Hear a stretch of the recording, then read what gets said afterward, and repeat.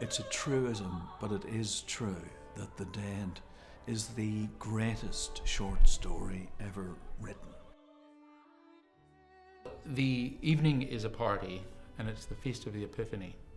And the exciting thing is that the actors and the audience were all at the same party. That's the way that's the framework of the entire event, of the production, and of the evening. Every year they have the same wonderful, sumptuous party inviting all their family and friends. It's a musical evening. It is an extraordinarily inventive and wonderful piece of theater. Gretta has a really interesting journey to take in this piece.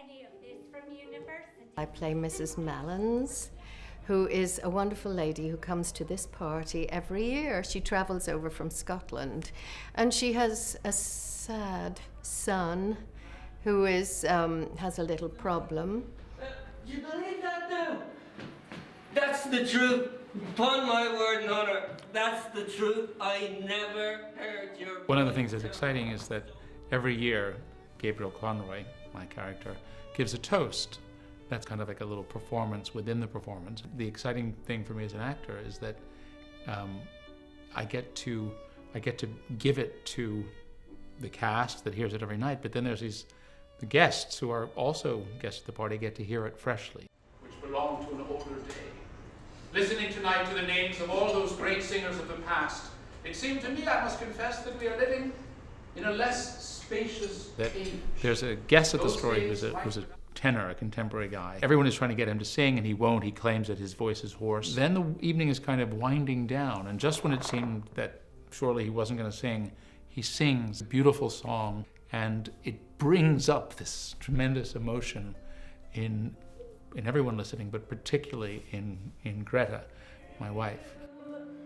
When we first met together. Sort of enjoy a wonderful evening with family and celebrate the holidays as any family would, and it's full of colorful relatives, and then suddenly something happens, a piece of music is played and everything's turned upside down, and a memory that's been buried down so deep, and this woman comes bubbling up out of nowhere of this great love of her life that she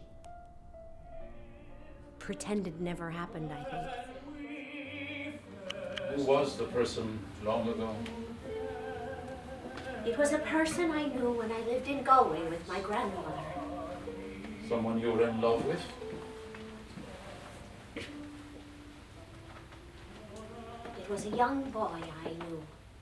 I misinterpret her feeling. I think it's a feeling for me. Turns out it's a feeling for a love that she had decades earlier that's brought out, and it's something that it just takes the evening in a completely new direction.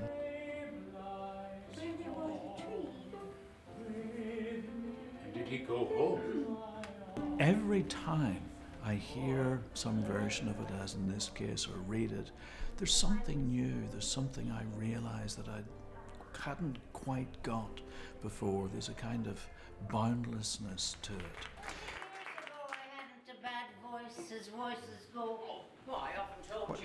What we have here is where all the planets align. We have an absolutely drop-dead gorgeous home. We've got a cast of actors that a director could only dream about. It's full of music, moors, melodies, beautiful violin playing, piano playing, dancing. I think it's just a really moving way to experience a classic story and have fun at the same time.